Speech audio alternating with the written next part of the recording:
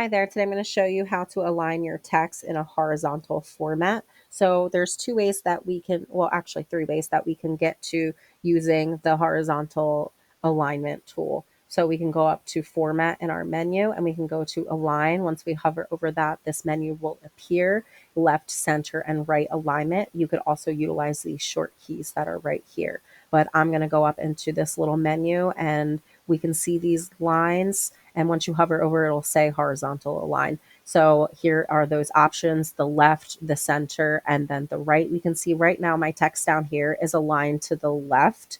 So once I hit the center button, we can see that my text, well, first I need to select it.